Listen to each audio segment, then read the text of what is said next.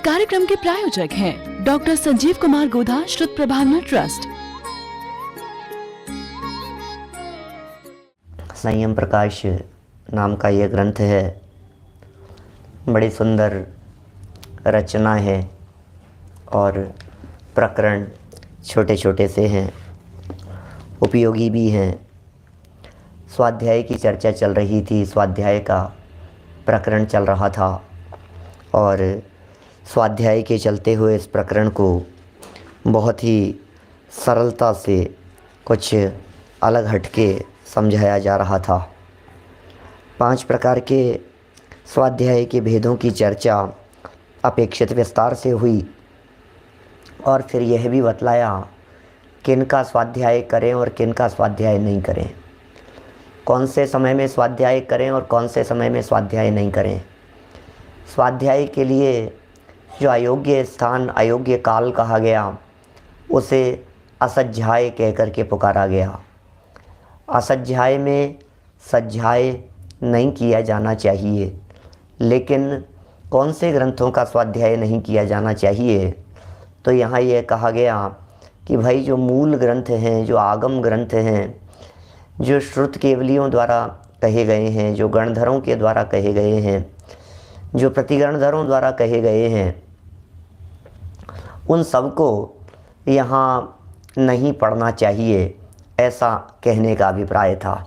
माने मूल ग्रंथों को नहीं पढ़ें और अन्य ग्रंथों को हम पढ़ सकते हैं। माने जो मूल नहीं हैं, जिनमें आगम जिनको कहने में नहीं आता है, उनका अध्ययन मनन किया जा सकता है। आचार शास्त्रों का अध्ययन हो सकता है, प्रथमानुयोग के शास्त्रों का अध्ययन हो सकता है और थोड़ा बहुत कुछ द्रव्यानुयोग के शास्त्रों का भी अध्ययन हो सकता है।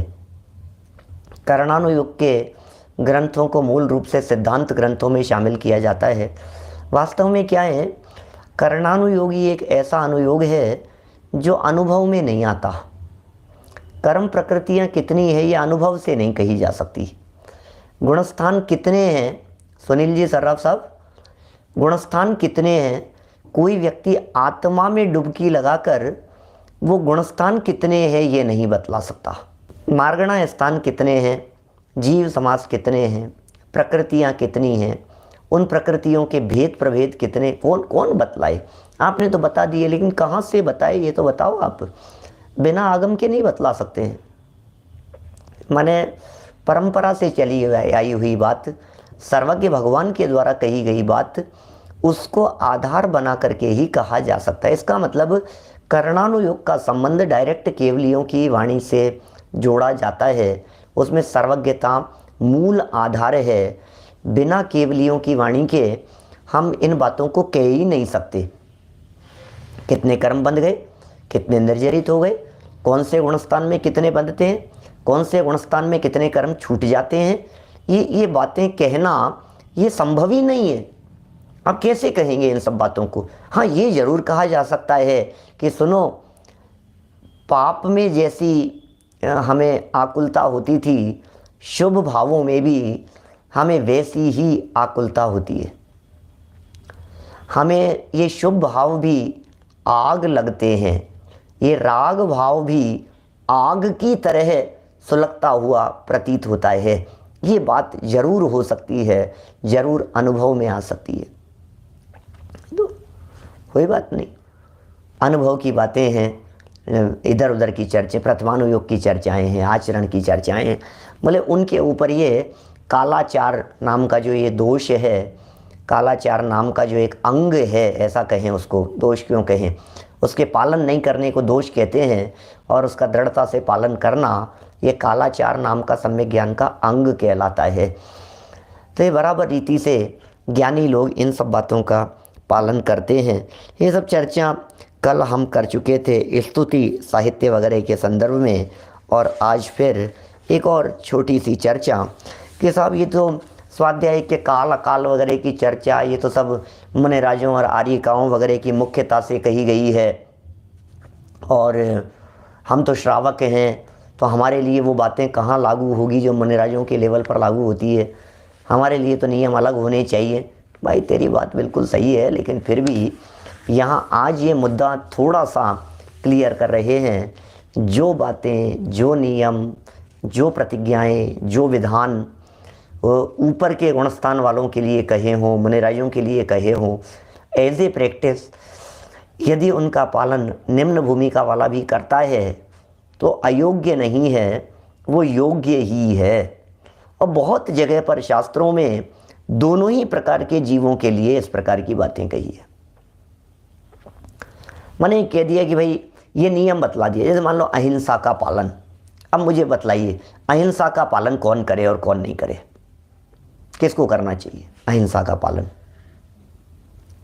बोले सब करो ना, क्या दिक्कत है? ये सब अहिंसा का पालन मुनिराजों को करना चाहिए, श्रावकों को करना चाहिए? दोनों करो। ये कोई बात हुई क्या? ये करेंगे कि ये करेंगे? भाई सब सभी करेंगे क्या? अहिंसा का पालन श्रावक की भूमिका के योग्य करेगा, मुनिराज की भूमिका के योग्य करेंगे, पंचम गुण स्थानवर्ती की भूमिका के योग्य करेगा। तो ये सब अपनी अपनी भूमिका के अनुसार करेंगे। तो सबको समान रीति से नहीं, लेकिन उस सिद्धांत का पालन सबको किया जाना चाहिए। बस इस तरह की कुछ बात कहते हुए और आज उस चर्चा तक ले जाएंगे कि क्या अंग, श्रुत, इन सब का स्वाध्याय गृहस्थ लोग भी कर सकते हैं? क्या गृहस्थों के भी होता है? ये भी एक बहुत बड़ा अहम प्रश्न है समाज में। कोई कहता है कि नहीं, धवलादि ग्रंथों को तो नहीं पढ़ सकते भाई साहब, श्रावक पढ़ने का अधिकारी नहीं है, श्रावक नहीं पढ़ेगा। अभी ऐसी ऐसी चर्चाएं बहुत चलती है, और ये तो अंगों की चर्चा है, ये अंग पूर्व की चर्चा है। नहीं षटकंडागम कैसे पढ़ सकते हैं, नहीं धवला कैसे पढ़ सकते हो आप? श्रावक को ये नहीं पढ़ना चाहिए। कभी श्रावक को कर्णानुयोग का निषेध करते हैं, कभी श्रावक को अध्यात्म का निषेध करते हैं। मुझे तो यही समझ में नहीं आता है। मेरे को तो ऐसी बातें सुनकर के ही थोड़ा सा अच्छा कम लगता है। स्वाध्याय के लिए मना करो, पढ़ने के लिए मना करो। अब उसको किसी भी बहाने से कहो नहीं भैया तुम समयसार नहीं पढ़ सकते हो, कोई कह रहा है कि नहीं तुम ये नहीं पढ़ सकते हो, कोई कह रहा है कि आप धवला नहीं पढ़ सकते हो, कोई कह रहा है कर्णानुयोग के ग्रंथ नहीं पढ़े। दुनिया है दुनिया, क्या बताएं आपको। ये तो अब आप लोग, मैं तो जितना घूमता हूँ पूरे दुनिया भर में, मुझे हर तरह के लोग मिलते हैं, भांति भांति के लोग मिलते हैं, और सब अलग अलग तरह की मान्यता वाले, अलग अलग तरह की विचारधारा वाले लोग मिलते हैं, और सब तरह की बातें सुनते हैं अपन। पता लगता है ये क्या कह रहे हैं। ये कई तो अरे नहीं ये कैसे पढ़ सकते हैं, ये तो श्रावक नहीं पढ़ सकते। अब ये कह रहे हैं तुम क्या नहीं पढ़ने की बात कह रहे हो? सुनो तो सही, क्या नहीं पढ़ सकते और क्या पढ़ सकते हैं? श्रावक अंग पूर्व को पढ़ सकता है कि नहीं पढ़ सकता है, ये भी एक अहम मुद्दा, उसकी भी आज थोड़ी बहुत चर्चा करने वाले हैं। चलिए पहले शुरू करते हैं मुनि और श्रावक के कर्तव्यों को समान कहने वाली चर्चा को। पेज नंबर निकालिए 496, 496 नंबर पेज है धर्मेंद्र जी, कोलारस से। देखिए क्या कह रहे हैं। निर्दोष तप है भैया, निर्दोष तप है, परम उत्कृष्ट तप है। आप क्या बात कर रहे हो हैं? इसका तो बहुत गजब का तप है। तो स्वाध्याय तो देखिए,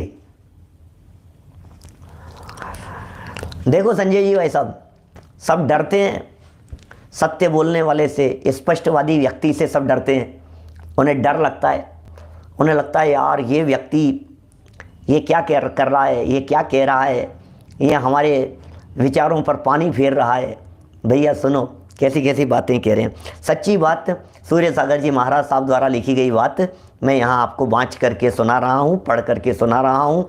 एक शब्द भी अपनी तरफ से नहीं है, जो लिखा है उसे पढ़ करके कह रहा हूँ।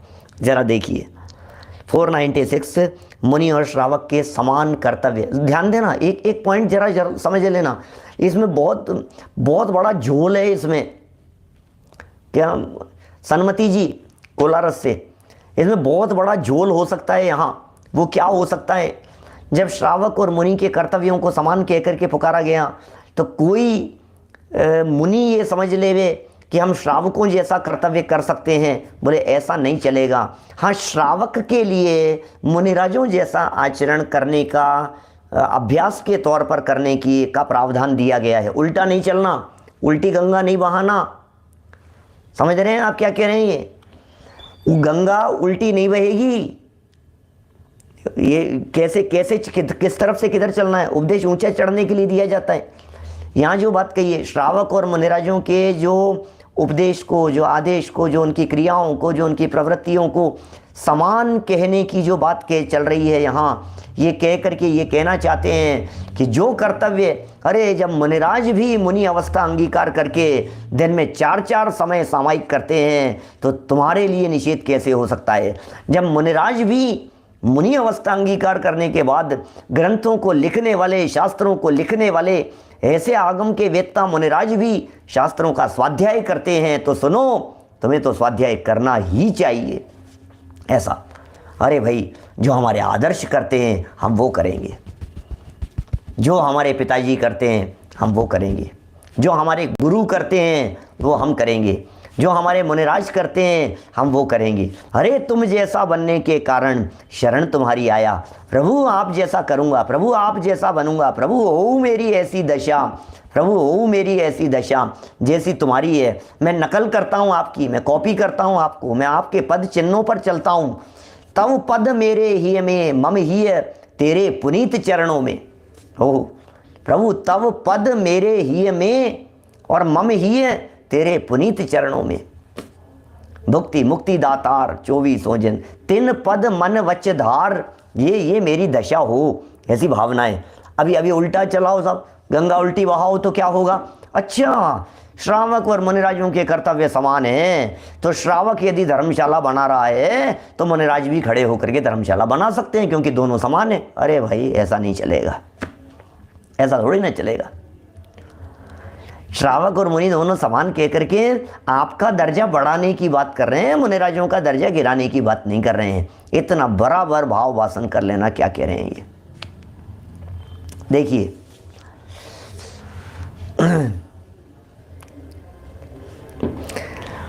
ऐसे कौन कौन कर्तव्य हैं, अब वो कर्तव्य भी बता रहे हैं। ऐसे कौन कौन कर्तव्य हैं जिन्हें मुनि और श्रावक समान रूप से कर सकते हैं। ऐसी कौन कौन सी बातें हैं मुनि और श्रावक दोनों समान रूप से कर सकते हैं, जरा देखिए। जवाब देते हैं, समाधान, तप, पंचाचार, षड आवश्यक आदि नित्य नैमित्तिक क्रियाएं जिनका मुनियों के ग्रंथों में ही विस्तृत वर्णन है। क्या कह रहे हैं? तप है, पंचाचार हैं, षड आवश्यक हैं, नित्य नैमित्तिक क्रियाएं हैं, रूटीन के वर्क हैं, ये सब क्रियाएं हैं जिनका मुनियों के ग्रंथों में ही विस्तृत वर्णन है। वर्णन तो मुनिराजों के ग्रंथों में है, श्रावकाचार में नहीं, परंतु हैं दोनों के समान रूपेण पालनीय। फिर भी वो गृहस्थ लोग पाल सकते हैं, गृहस्थ लोगों को उसकी पालना करनी चाहिए, गृहस्थ लोग उसकी पालना करें, ऐसा यहाँ निर्देश दे रहे हैं। इतना अवश्य है कि मुनि गृह त्यागी होने से यदि उस क्रिया को निरंतर के अभ्यास से जितनी सफलता के साथ कर सकता है, उतनी सफलता से नवीन अभ्यासी होने से श्रावक न कर सके। ये फर्क तो होगा। ये सब दोनों के करने की बात कर रहे हो आप। अभी हम ये कह रहे हैं, मुनिराज जितनी दृढ़ता से ये बात करेंगे, जितनी दृढ़ता से इन बातों का, इन क्रियाओं का पालन करेंगे, श्रावक उतनी दृढ़ता से इन सब का पालन नहीं कर सकेंगे। परंतु श्रावक को करने का अधिकार ही ना हो, यह बात नहीं है। अब कितनी गजब की बात लिख रहे हैं ये, नहीं ये श्रावकों को करने का अधिकार नहीं है। ये बात सीधा मैं कहूँ तो महाराज साहब के शब्दों से बिल्कुल ये ध्वनि प्रतिफलित हो रही है कि किसी भी ऐसे कार्य के संदर्भ में जो मुनिराज करते हों, उसको श्रावकों के लिए करने का निषेध कहीं भी जिनागम में नहीं है। मैं आपसे पूछता हूँ, मुनिराज केश लॉन्च करते हैं, श्रावक करे तो कोई दिक्कत है क्या? नहीं, प्रॉब्लम है क्या कुछ? मैं कर रहा हूँ, बोलो, मैं अपने बालों को उखाड़ रहा हूँ, कोई प्रॉब्लम है? मुनिराज नंगे पाँव चलते हैं, यदि श्रावक भी नंगे पाँव चलने लगे, मैं चलता हूँ, मेरी भावनाएं हैं नंगे पाँव चलने की, तो कोई दिक्कत है क्या? कि नहीं कोई दिक्कत नहीं है। मुनिराज सर्दी गर्मी के समय में, गर्मी के समय में मान लीजिए पंखा नहीं चलाते, एसी कूलर में नहीं बैठते मुनिराज। तो श्रावक भी यदि ये भावना भाए और मैं ये भावना भाऊं कि मैं एसी कूलर पंखे में नहीं बैठूंगा तो कोई दिक्कत है? हो सकता है, बिल्कुल बिल्कुल, क्यों नहीं हो सकता है, पालन किया जा सकता है। तो इसी तरह से मैं ये कहना चाह रहा हूं, किसी ग्रंथ का स्वाध्याय जो मुनिराज कर सकते हैं उनका स्वाध्याय श्रावक कर सकता है या नहीं कर सकता है? कर सकता है। ग्रंथ के स्वाध्याय के लिए नहीं ये श्रावकों को नहीं पढ़ना चाहिए, ये ऐसा नहीं होना चाहिए, ऐसा कैसे होगा? कितने श्रावक लोग अभी भी नंगे पांव चलते हैं, कितने श्रावक लोग इन सब बातों का पालन करते हैं। मैं सीधी सी बात ये कहना चाह रहा हूँ, जब किसी ग्रंथ के अध्ययन के लिए, समय सारादि ग्रंथों के अध्ययन के लिए, कहीं धवलादि ग्रंथों के अध्ययन के लिए, ये दो ही महत्वपूर्ण है जिनके संदर्भ में कभी कभी ऐसी बात, और श्रावक कैसे, श्रावक के लिए तो नहीं, श्रावक के लिए तो क्यों नहीं, मुझे ये बताइए क्यों नहीं? अच्छा कार्य है तो मुनिराज भी ना करें, और मुनिराज कर सकते हैं तो श्रावक भी कर सकता है। अच्छा काम है ना, उत्तम कार्य है ना, इसमें कहाँ विवाद का सवाल है कि मुनिराज करेंगे तो श्रावक नहीं करेगा। हाँ ये जरूर है, अब उल्टा लगाइए, श्रावक के करने योग्य क्रियाओं को मुनिराज ना करें, श्रावक के करने योग्य क्रियाओं को मुनिराज ना करें, उच्च पद की क्रियाओं को नीचे पद वाला एज ए प्रैक्टिस अंगीकार करे, भावना भावे। राजकुमार जी अजमेरा साहब, ऐसे श्रावक होंगे, बहुत अच्छी बात है। चप्पल भी नहीं पहनते थे, हैं, केश लॉन्च भी करते थे, करो ना, क्या दिक्कत है, करो तो सही। अरे केश लॉन्च जब तक घर में करेगा नहीं, कभी करके देखेगा नहीं और एकदम मुनि बनेगा तो फिर क्या आंखों से आंसू आएगा? केश लॉन्च करेगा तब कर रहे हो ना, करके देखो ना।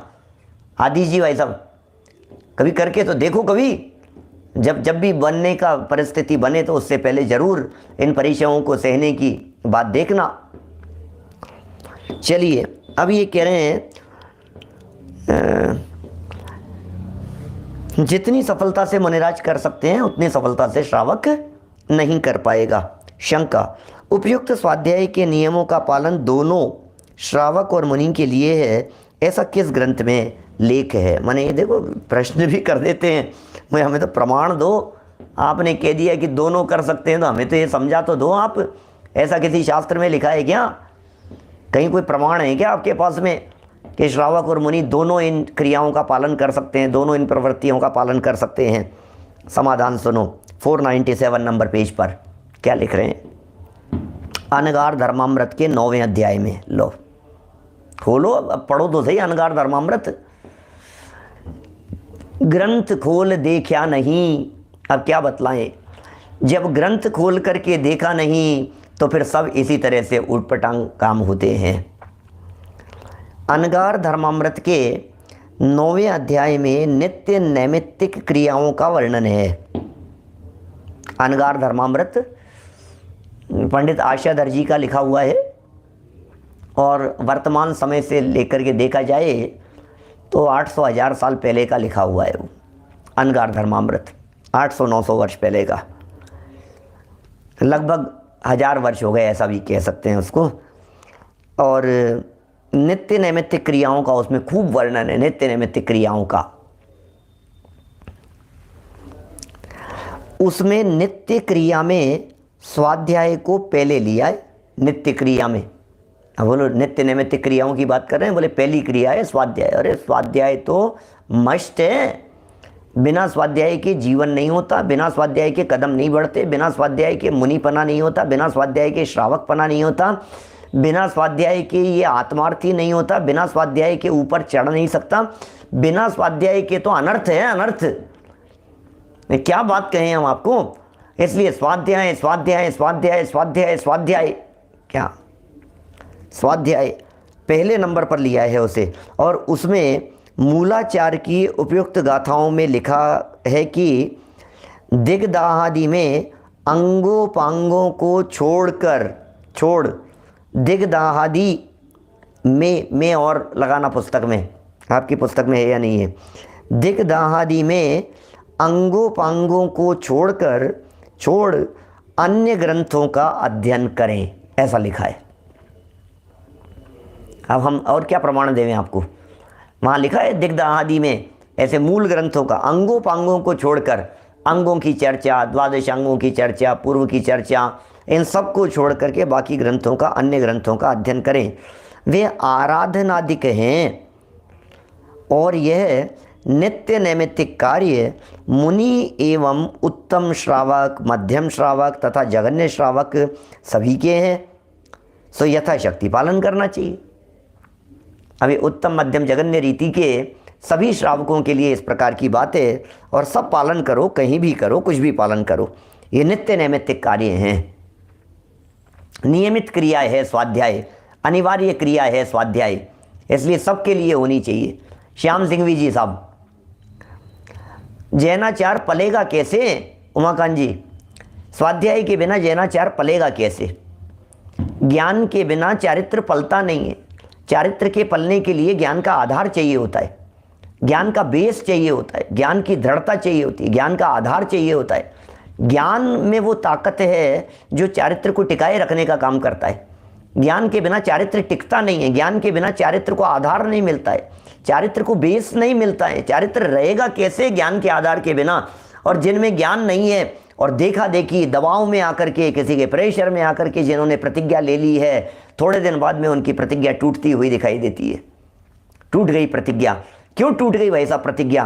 क्या नहीं, अरे तुम्हारे समझ में आनी चाहिए कि हमने पालन क्यों किया था। ये बात समझ में आनी चाहिए कि ये नियम क्यों लिया था। ये बात समझ में आनी चाहिए कि ये विधि विधान किस वजह से था। जब तक ये बात समझ में नहीं आएगी तब तक नहीं हो सकता है। इसलिए दृढ़ता की यहाँ बात कह रहे हैं। प्रतिज्ञा लेने संबंधी विधान कहाँ है हमारे यहाँ जनागम में? 239 नंबर पेज पर है मोक्ष मार्ग प्रकाशक ग्रंथ में, 239 नंबर पेज पर मोक्ष मार्ग प्रकाशक प्रतिज्ञा लेने का ज़बरदस्त विधान बताया है वहाँ। देखिए लिख रहे हैं, क्या लिखा है यहाँ? चाहे ये नैमित्तिक कार्य है, नित्य नैमित्तिक कार्य हैं जो मुनिराजों के लिए भी हैं और उत्तम मध्यम जघन्य श्रावक सभी के लिए हैं। यथाशक्ति सभी को पालन करना चाहिए। उत्तम मध्यम जघन्य सब तरह के श्रावकों के लिए कह दिए। उत्तम श्रावक प्रतिमाधारी हो गए और मध्यम श्रावक प्रतिमाधारियों से नीचे हो गए। प्रतिमाधारियों में ऐसा कह सकते हैं हम 11वीं प्रतिमाधारी वो उत्तम श्रावक है, फिर बीच की प्रतिमाओं वाले ये मध्यम श्रावक है और पहली प्रतिमा वाले जो हैं ये जघन्य श्रावक है। ऐसा दूसरी प्रतिमा वाले को भी ले लेते हैं कहीं कहीं, क्योंकि व्रत ले लेते हैं ना, इसलिए। देखिए अनगार धर्मामृत का 99 नंबर का ये श्लोक यहाँ प्रस्तुत किया है।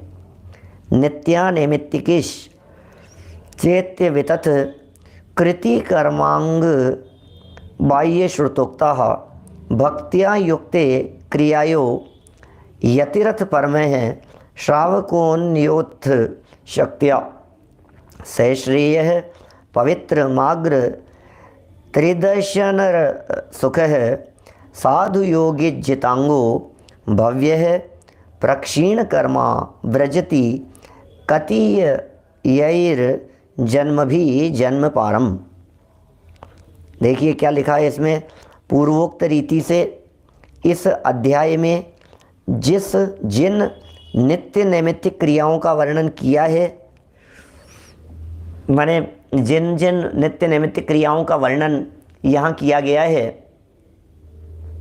कह रहे हैं ये वे सब सत्यभूत कृति कर्म नाम के अंग बाह्य श्रुत में अच्छी तरह बतलाई है। आप जानते हैं अंग बाह्य की चर्चा हम करने वाले हैं आपके बीच में कल। अंग बाह्य क्या है, इसलिए अंग प्रविष्ट और अंग बाह्य, अंग प्रविष्ट और अंग बाह्य ये मूल आगम माने जाते हैं। इस कार्यक्रम के प्रायोजक हैं डॉक्टर संजीव कुमार गोधा, श्रुत प्रभावना ट्रस्ट।